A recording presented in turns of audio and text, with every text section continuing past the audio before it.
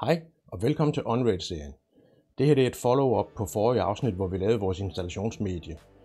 René, som hedder Tweeter86 på vores Discord community server, han kom lige med noget rigtig god feedback, og det vil vi lige tage et kig på her.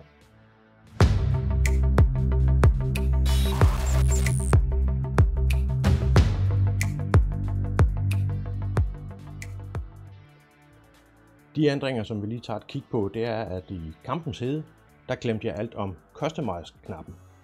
Når vi klikker på den, jamen så kan vi selvfølgelig vælge et servernavn. Vi kalder den her for OnRaid Test. Vi kan vælge, om vi vil køre DHCP, eller om vi vil give serveren en statisk IP.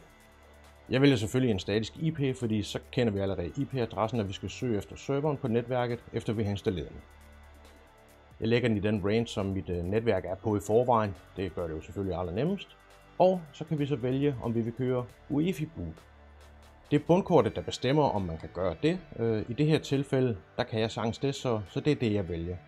Og ellers så er fremgangsmåden præcis den samme, hvor vi klikker på Write.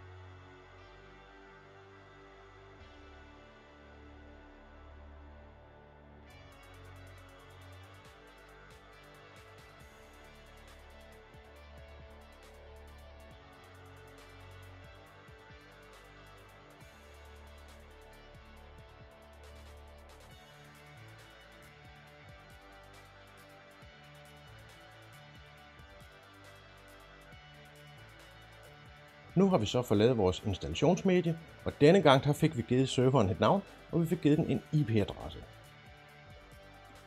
Det var så alt for denne gang, men igen, stor tak til René Tweeter86 for den gode feedback og for noget konstruktiv kritik, som virkelig kan bruges til noget. Skulle I have lyst til at joine vores Discord community server, så kan I finde et link nede i beskrivelsen. Vi ses i næste video. Hej.